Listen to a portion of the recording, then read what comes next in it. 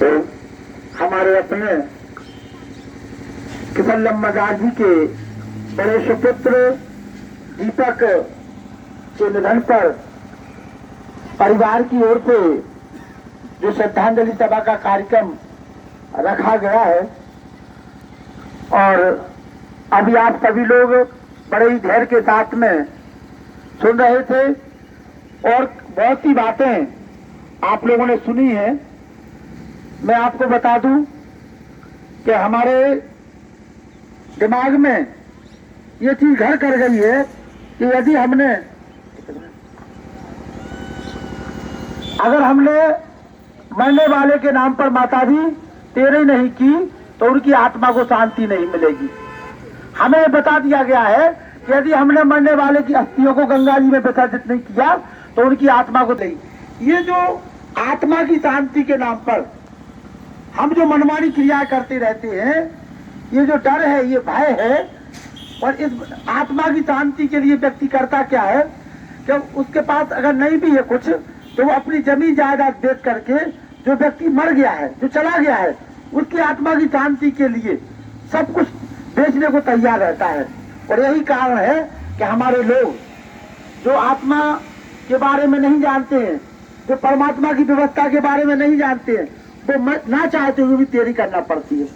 अगर हमारी माताएं बहनें इस बात को समझ लें कि आत्मा तो अजर अमर अविनाशी है, आत्मा कभी नहीं मरती। दीपक का शरीर बेकार हो गया, आत्मा इस शरीर से निकल के चली गई और ईश्वर की व्यवस्था के हिसाब से उनका पुनर्जन्म होगा, दूसरा जन्म उनको मिलेगा। ये जो शरीर आपको दिखाई दे रहा है, ये नश्वर है, आत्मा कभी नहीं मरती। और हम किसकी शांति के लिए करते हैं? आत्मा की शांति के लिए।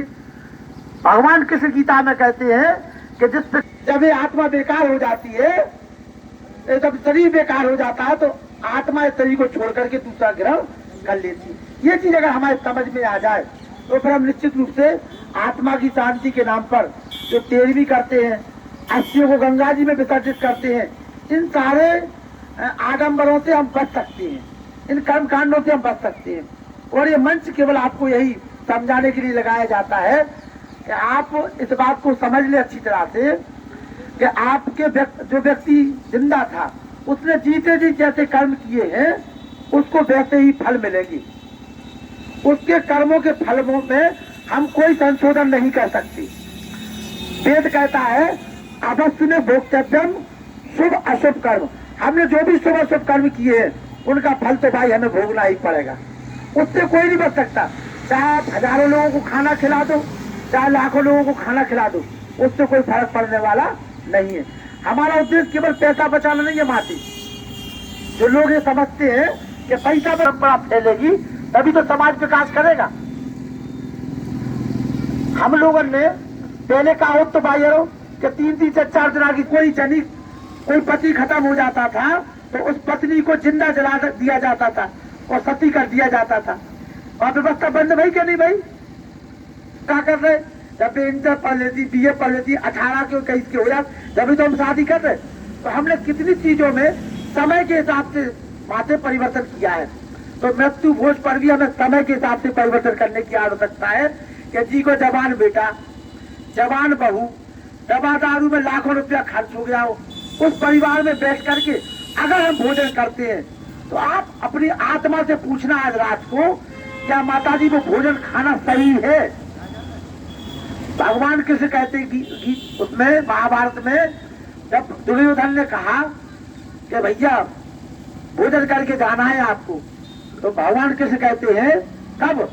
जब भगवान कृष्ण ने कहा कि तुम पांडवों को जमीन दे दो, तो दुर्योधन कहता हम एक सुई की नोक के बराबर भी जमीन नहीं। कोई बात नहीं, महाराज भोजन करके तो जाओ आप।